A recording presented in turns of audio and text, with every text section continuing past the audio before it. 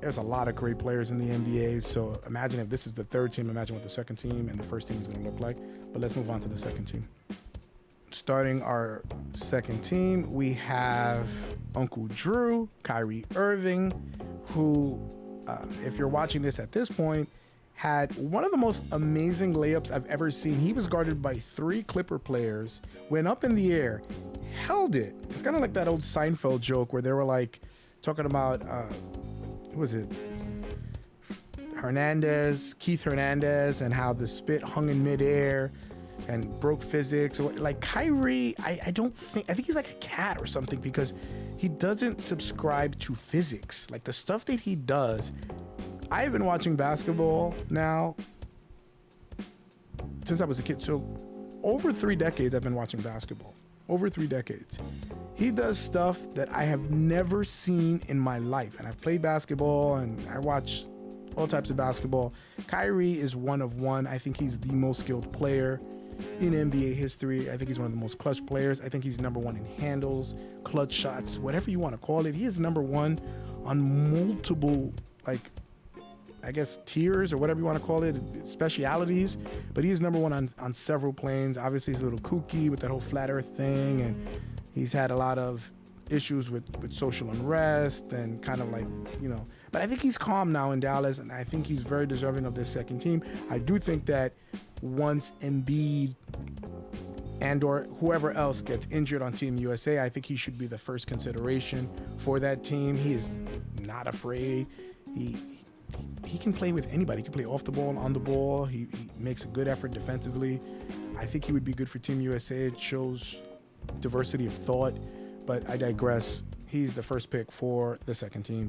And I think this is probably the most controversial pick that I'm going to pick in terms of all NBA teams. A lot of people will disagree. Maybe they feel he should be on the third team, or maybe they feel he should be on any of the teams at all, and that's Paolo Banchero. Listen, I am a big fan of this kid. They were down 0-2 to the Cleveland Cavaliers, who I picked to win because of their experience and the fact that they got bodied last year. They're healthy right now.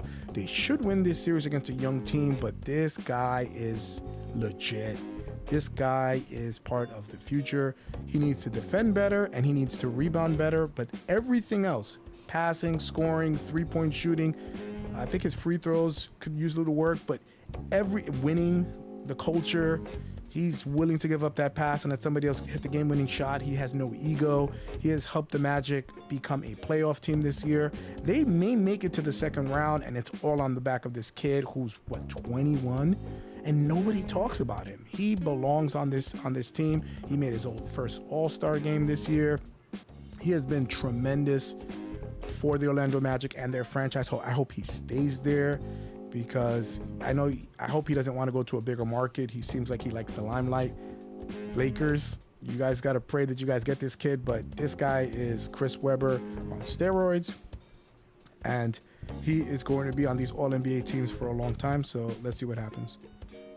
This is another controversial pick, potentially. This guy could be, I think, on any of the 3 teams, to be honest with you. He can land third team, second team, first team, and he's a little bit divisive because of his previous injury history, but it's Anthony Davis, as you see me highlighted over. Anthony Davis has had one of the most impressive comebacks this year in terms of his dominance on both sides of the court, because for a long time, for the last few years, I really felt that he dropped. The injuries were taking their toll. He was not the same guy from the bubble. He was not the same guy from New Orleans, and they gave up a lot. They're still paying for this trade. New Orleans is going to get their next draft pick, not this year, but the following year, based on this trade. They've given up Brandon Ingram. They've given up other All-Stars. They've given up a lot for this guy. And I feel this year he's really finally to paying dividends. He was better than LeBron this year. LeBron has been trying to give him that crown. I want to be Robin. Please be Batman. Please. He's been begging, please be Batman. Please be Batman. And I feel this year he's finally ascended to being that Batman that they need. And listen, they've only won 1 game. They could have been swept. They may win tonight. We don't know. But I think Anthony Davis has had a tremendous year. And again, I think he's the one person, if I had to pick on any of these lists, I think he's the one person that I can honestly see him on any of the 3 teams of the All-NBA teams. So he's done very well. They won the in-season tournament, and he's been a big part of their success this year. Now, I'm going to preface this, this next choice by saying this was chosen in the regular season. Now, if I was able to add playoffs, I think I would move this guy, and you know who it is, Ant-Man, to the first team. I would right now because of what he did to the Suns. He embarrassed that franchise. He embarrassed KD. He says, and this is his quote, "I want to kill anything in front of me." God bless him. I miss that. The NBA used to be like, I'll kick your mom's wheelchair from under her, whatever it is. Like, it was Michael Jordan. A lot of you guys have him as the GOAT. I have him as the GOAT in different categories, but not the overall career GOAT. I still think LeBron has had the best career. I digress. Anthony Edwards is impressing MJ. He's looking like MJ. He's trying to destroy and murder his opponents and any hope and belief that they have a shot. You know what that is? He's 21. He's 21. He's unreal. He is box office. He is must-watch TV. Like, he did a dunk at the end of the game where they finished sweeping them on two sprained ankles. He sprained his right ankle and his left ankle. That's youth. We're not going to give him credit for that.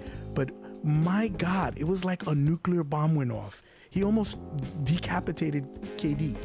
This guy is unreal, and he's going to be first team All-NBA, let me tell you, for the next 10 years. Book it. And he is top 3 defender, and he's a two-way player. Do you know how hard that is? Do you know how hard it is to be the best offensive player on your team? The most clutch player. You have to take all the clutch shots. The best defensive player. I don't know if I said that or offense first, whatever. Anyway, he is the top, and Jimmy Butler was in this position. He couldn't get Cat to play well. Donovan Mitchell could not get Gobert. They believe in him. They follow him. He's 21 or 22. It's unreal. I'm so excited. I hope I get to see his whole career. I hope he has a long career, but this guy is that dude. And I'm sorry. I wish I would have put him on the first team in hindsight. But again, this was picked at the end of the regular season, so we're going to stay with our pick. But rest assured, he makes first team All-NBA. I'm not batting an eye. And the last player of our All-NBA second team is Giannis. Look at that. We're already over budget. Who cares? Giannis, I feel, listen, the team ended up with the 3rd seed. He was injured last year.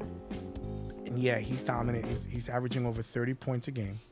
I get that. I absolutely get that. But you cannot carry a team. You take Giannis off of this team, I feel they can still be a 3 seed. So what is your purpose? Like, I think that team with Dame in the East, probably a play-in team. Let's be fair. They're probably 6, 7, or 8, whatever. That's fine. But it's not out of the question to believe that Damian Lillard by himself could lead that team to the 3 seed in the weak East.